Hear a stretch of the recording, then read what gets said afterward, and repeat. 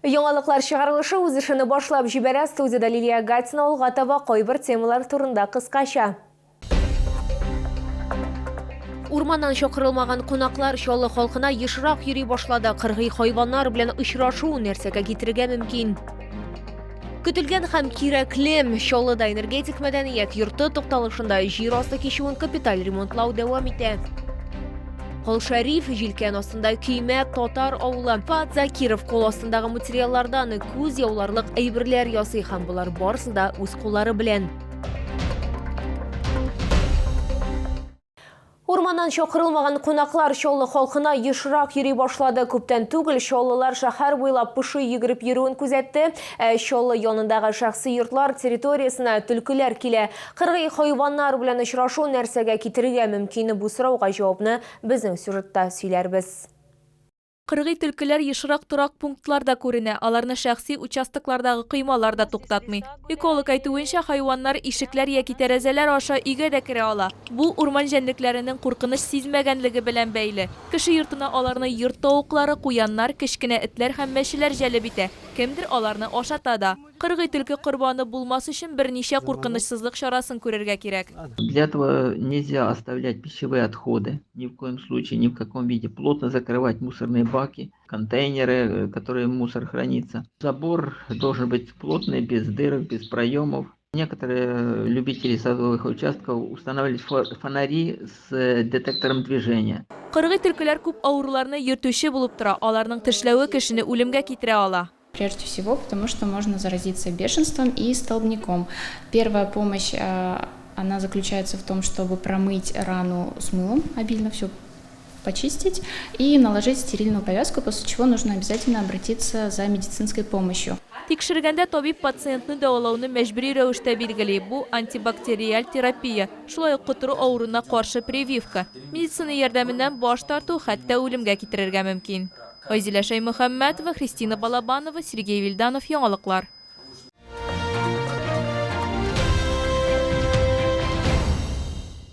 Кирегә санау һәм менә кызыл тасма киселде. Шул вакыттан башлап авыру кешеләр һәм картлар өчен ярдәм пансионаты ачык санала. Ул 37 ярдәмгә мохтаҗ кешегә исәпләнгән. Данный пансионат организован для людей с тотальной зависимостью от посторонней помощи. Здесь мы оказываем услуги ухода, которые необходимы тяжело больному человеку, то есть обеспечиваем реализацию всех базовых потребностей. У нас организовано 5-разовое лечебное питание, есть необходимые гигиенические процедуры. Пансионатта тәүлек әйләнәсе булу каралган. Бирегә реабилитациягә килеп гериатрлардан, онкологлардан, психиатрлардан, шәфкать туташларыннан ярдәм алырга була. Пансионат урнашкан җир участогы Чаллы башкарма комитеты тарафыннан түләүсез нигездә бүлеп бирелгән. Это такой хороший симбиоз, когда вот есть такие неравнодушные люди, которые взялись за такую социальную функцию, это все-таки функция социальная, и когда есть полное понимание со стороны органов власти, сразу оперативно предоставили земельный участок, прошли все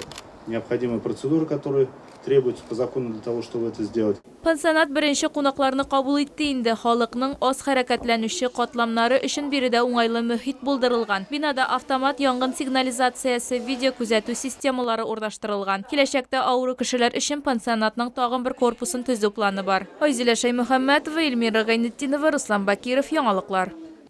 Чаллыда энергетик мәдәният йорты тукталышында җир асты кичүен капиталь ремонтлау дәвам итә. Объектны яңарту кирәклеге турында җәяүлеләр күптән белдерде. Чөнки кыш көне җир асты юлында тоташугалак, яз һәм көз айларында бозлы яңгырлар яуган. Тоннельнең ничек үзгәрүе турында тулырак безнең материалда. Энергетик мәдәният йорты тукталышындагы җир асты кичүендә ремонтның кызган чагы. Хәзер баскычларны сүткәндә 2 чыгу урыны һәм тукталышка иң якын юл ябык. Мәдәният сарае ягыннан урап узарга мөмкин. Әмма кешеләр иске маршрут буенча күтәрелергә яраталар. Неудобство, конечно, потому что, в связи с тем, что надо будет сейчас либо на парк культуры идти переходить, либо там на пешеходном переходе и долго добираться до нужного места назначения. Здесь, я думаю, надо делать как-то частично закрывать, либо одну сторону доделать, потом вторую открывать. Очень некрасиво. Людям не надо закрыть одну половину делать, чтобы люди могли пройти ни там, ни тут. Вот куда идти сейчас? Вот так вот вокруг.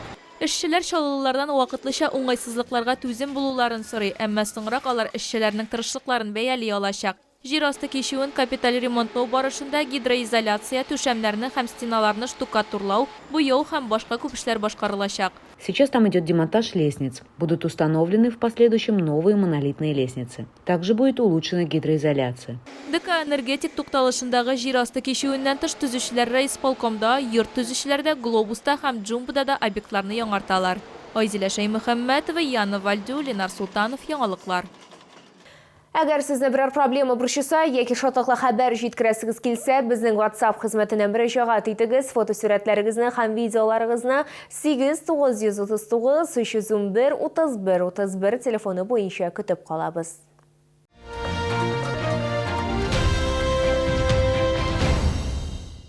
Гамбит кушаматлы хәрби хезмәткәр гаиләсендә шатлыклы вакыйга бала дөньяга килә. Малайга Александр дип исем кушканнар. Яшь әти хатынын һәм улын бала тудыру йортыннан чыгару тантанасында катнаша алмады. Яшь әнине котларга мэр урынбасары Ирина Сагыйдуллина, Автозавод район администрациясе хезмәткәрләре, туганнары һәм якыннары, шулай ук безнең тикшерү төркеме дә килде.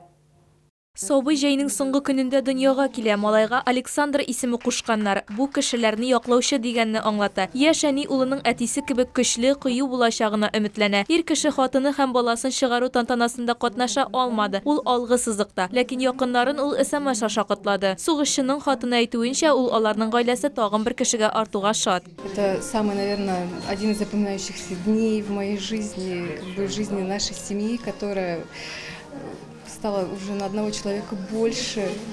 Это очень волнительно, и чувства прям переполняют полностью. Муж написал мне такое очень трогательное сообщение, он поблагодарил за сына, сказал, что очень нас любит, скоро вернется. Кечкенә Александр белән танышырга туганнары һәм якыннары, шул исәптән өлкән бер туган абыйсы, әбиләре, бабайлары һәм башка күп якыннары килгән.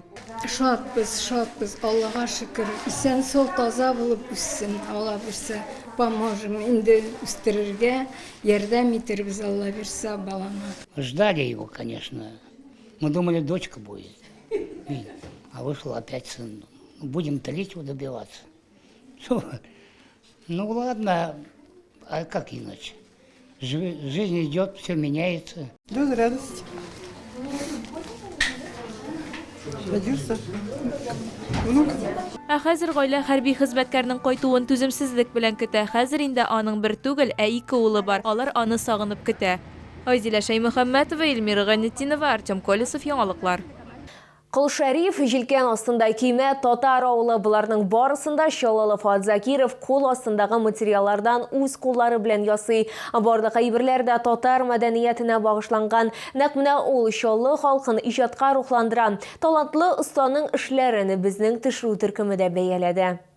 Кечкенә пышкы, лобзик, шырпылар, теш чистарткычлар һәм клей. Материаллардан Фуат Закиров күп кенә агач әйберләре ясый. Бу иҗатка Чаллылы 50 елдан артык вакытын багышлый. Аңа мәхәббәтне исә әтисе тәрбияли. Үзенең беренче эшләнмәсен Чаллылы армиядә үк ясый. Бу полигон өчен макетлар, шулай ук агач өстәлләр була. Үзебезнең авылның мәчетен ясадым мин бердән тегенди. Ул мәчет авылда тора. Мәчетнең үзенә бүләк иткән имен. Аннан музейга тапшырдылар аны. Үзебезнең авылда музей, мәктәптә. Анда музейда benim тоже bir 30-40 эш бар. Фуат Закировка әйберләр ясау өчен эскизлар һәм макетлар кирәкми. Оста әйтүенчә, аңа объектны күрү дә җитә. Мәсәлән, Фуат әфәнде балачагын үткәргән татар йортын хәтердән төзегән. Бу эшне тормышка ашыру өчен Чаллылыга 2 ай вакыт кирәк була. Үземнең өемнән башладым. Үзебезнең татар халкының.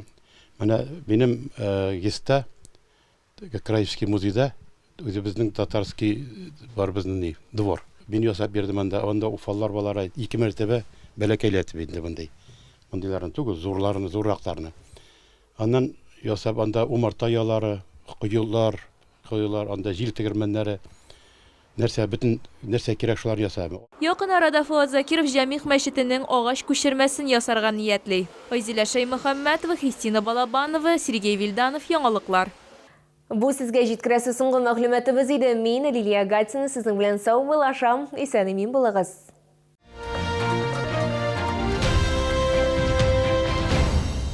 Впервые в Челнах камчатские деликатесы от производителя. Чавыча, красная икра, белорыбица с 4 по 9 сентября. ТЦ Дубрава, проспект Автозаводский, 18Б.